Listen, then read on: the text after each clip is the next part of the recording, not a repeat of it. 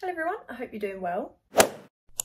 I've been in this little tiny comfortable bubble of reading crime, romance and thriller books literally my whole life since I first started reading, and I just want more options basically. I need to delve out of my little bubble and find some new books, new genres, new things to enjoy because there's so much out there that I haven't even touched yet. So that is what we're going to be doing in today's video. I'm going to be reading 5 different books that I wouldn't normally pick up, books that I've sort of steered away from in the past, and we're going to see if I like them basically and just see what happens.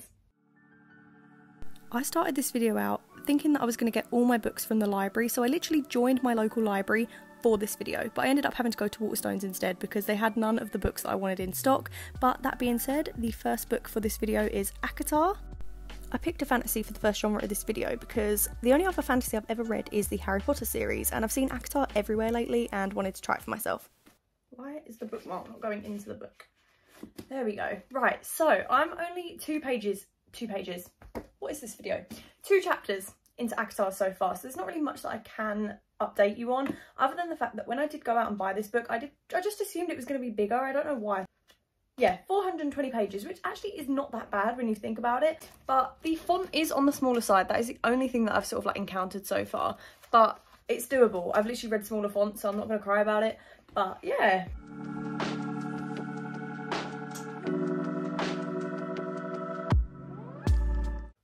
I've literally spilt something down this jumper, and yeah, now I'm going to film in it, so we're going to ignore that.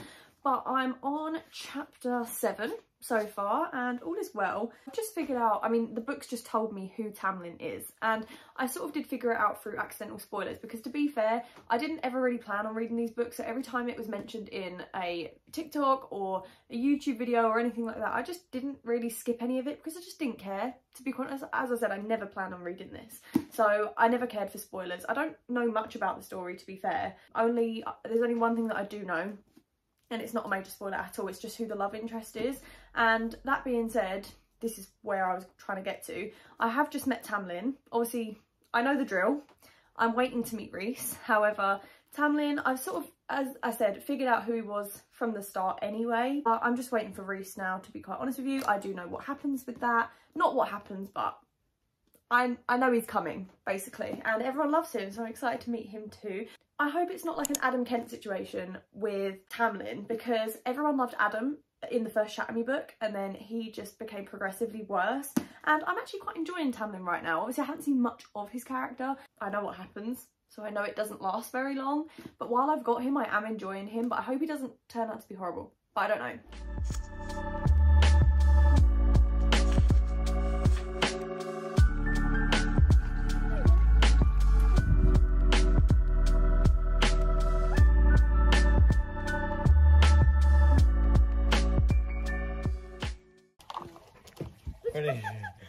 Just shut Freddie in.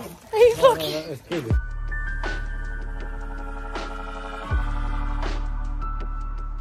You can do your hair quick, go. Then you can say hello. I mean, everyone is, look. Then, doorbell. Go back off the ring doorbell. Oh, sorry, you're videoing. No, I'm going to mute it. Let me lay down. I'm going to watch the... Lay down. This is my sister-in-law Bonnie. She wants to say hello. Hi.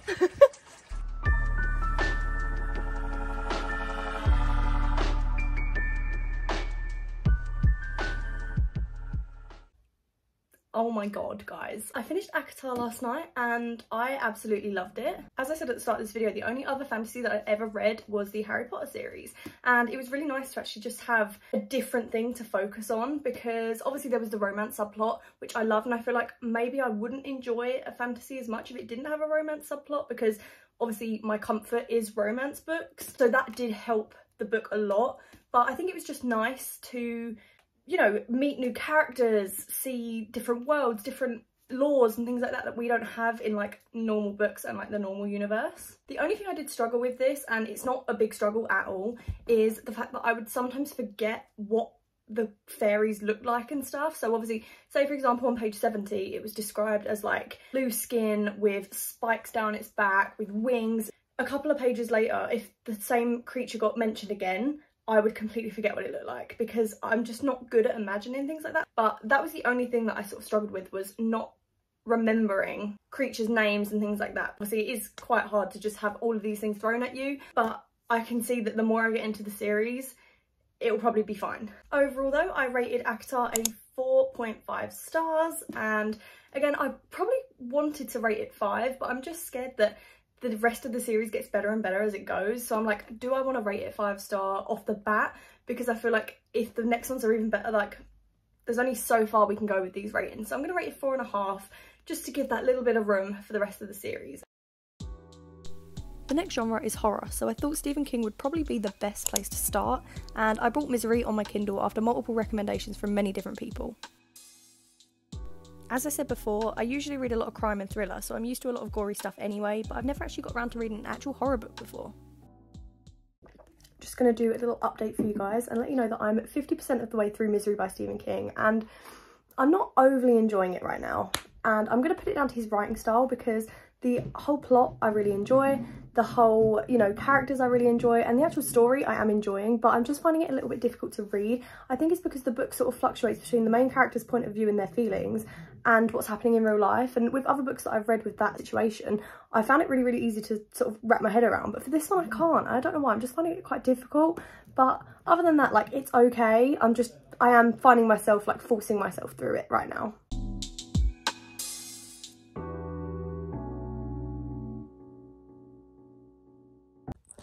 Okay guys, so I have finished Misery by Stephen King, and as I said before, I just don't think Stephen King's writing style was for me. But this video is about the genre and not the book. So horror as a genre in itself, I did really enjoy. So the plot lines I enjoyed, the characters I enjoyed, everything else I enjoyed, but just the way it was written was just quite difficult to me, and maybe that's just my tiny little brain not being able to wrap my head around stuff. But maybe I'll revisit Stephen King in the future, not 100% sure. I don't see myself sort of bumping him up on my TBR anytime soon, but there are a few other books of his that I do want to try, so maybe I'll get to them at some point. But the actual book was okay, but I think I'm going to rate it like a 2.5 star, just for the fact that I had to force myself to read it. It wasn't that I didn't enjoy the actual plot, but I don't know, it wasn't really for me. The next genre that I've picked up for this video is non-fiction, and the only other non-fiction that I've ever read before are the YouTuber self-help books from back in the day. I've wanted to read I'm Glad My Mum Died for literally the longest time, because I've grown up watching Nickelodeon and Jennette McCurdy, and she was a vital part of that, and I wanted to know her story, and I really wanted to find out everything that happened in her life, because I know she's been through a lot of bad stuff. I've always wanted to read more non-fiction, but I don't really get recommended them much, so I'll have to go into more research into finding the ones I actually want to read for the future.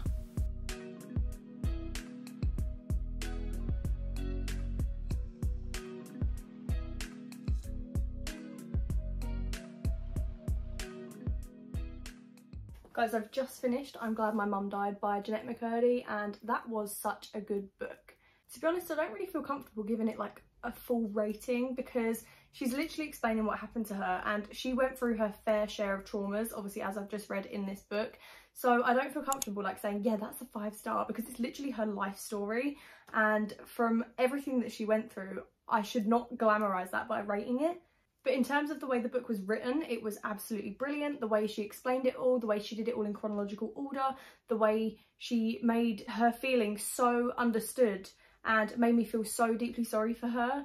Just, it was absolutely incredible, and I really do recommend it. If you've grown up watching Nickelodeon or watching iCarly specifically, or anything that Jennette McCurdy was in, I fully recommend you reading this book, because you don't realise how bad it is in someone's life until they tell you, if that makes sense. So I highly recommend this if you want to delve into her life a little bit deeper, and like the secrets of Disney, Nickelodeon and all of that. So yeah. Sci-fi is the next genre that I'm going to be trying out in this video, and I've gone for a book that was on my TBR literally since before Christmas, and that is Suspicious Minds, based on the Stranger Things series. I've wanted to read this book for a while, but I was quite scared to pick it up because Stranger Things is literally one of my favourite shows ever, and I was scared that the book was going to ruin it. But once I was a couple of chapters in, I was really excited to finish it and find out what happens, because it's based on my favourite subplot of the whole Stranger Things series.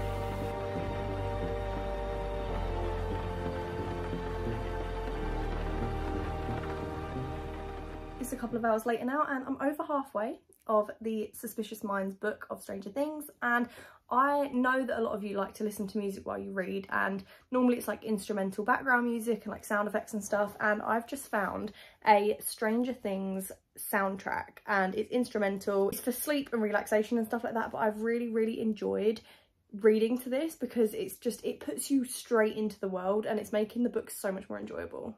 I'm really enjoying the book so far, so I'm going to make my room all cozy and put like a blue light on because that's going to set the mood even more. I love it. And get all cozy and read the rest of it.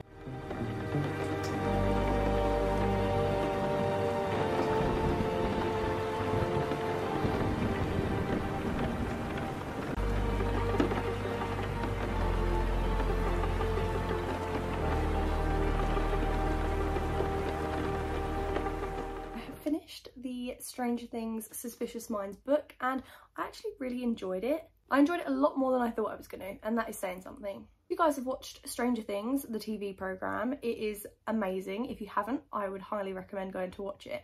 But in season 2 specifically, and throughout like glimpses of other seasons, there's a whole storyline, and this book focuses on my all-time favourite Stranger Things storyline, and that is of Eleven and Eleven's mum Terry and the whole lab situation. Honestly, my favourite storyline of all time is the lab.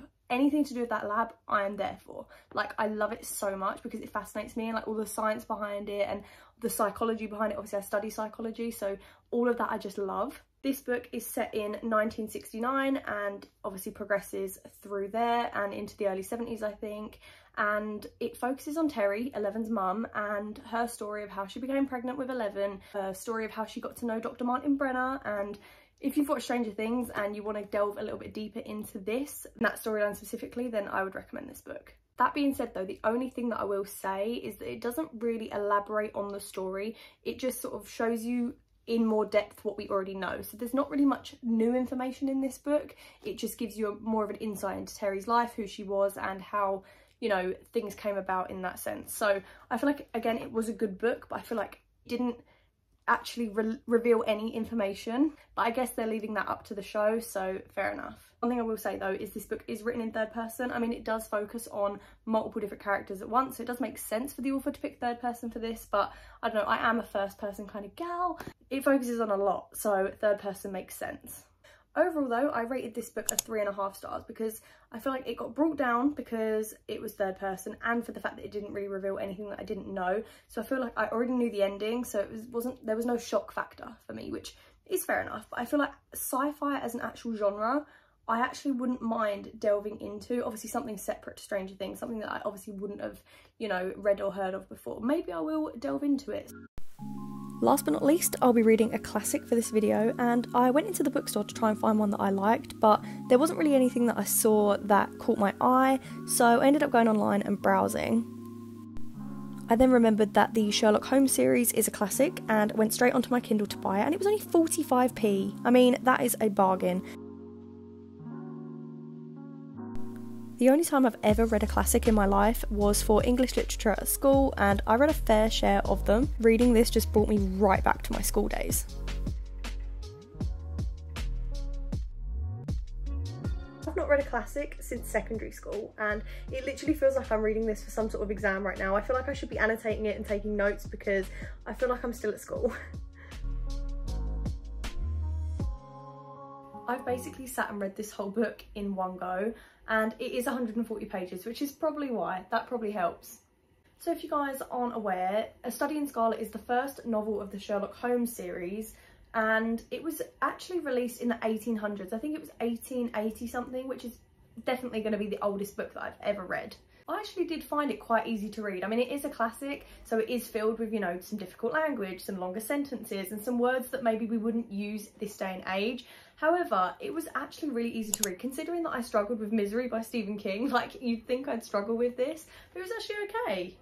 I will say though that I do think that I found it easier because I have watched the BBC show with Benedict Cumberbatch and Martin Freeman. I absolutely love that show. I've watched it from start to finish multiple times, so I feel like maybe this book was easier for me to sort of picture in my head because I'd watched the TV show, if that makes sense. So I feel like if I hadn't watched the TV show, or if I'd read another classic on something that I hadn't really known before, maybe it would have been a bit more difficult for me, but I don't know, maybe not, I don't know. Maybe I'll read another one in the future and we can see. I also want to put a little note out there that all of these books I have literally read after one another. I haven't had any breaks, so I've literally read 5 books out of my comfort zone, literally straight after each other. So I feel like maybe I didn't enjoy them as much as I would have enjoyed them if I read them alone, because I'd read so many books that I wouldn't typically enjoy after one another, if that makes sense. So if I'd read like a romance book in between, maybe I would have enjoyed them a little bit more because I'd have a break, but because I'd read them literally from 1 to 5 straight away, maybe I didn't enjoy them fully because of that. That is all for today's video. I hope you did enjoy it. I read some good books in this video and I actually can't wait to sit down, do some research and basically find even more books from these genres that I really enjoyed, and basically find all the popular books and just read them all. So if you have any recommendations, please pop them down below or send me a DM on Instagram because that would be greatly appreciated. I need your guys' help in finding these books. If you guys did enjoy this video, please feel free to give it a thumbs up and subscribe down below. It would be greatly appreciated, and I will see you in my next video. I love you guys lots and I will see you later. Bye!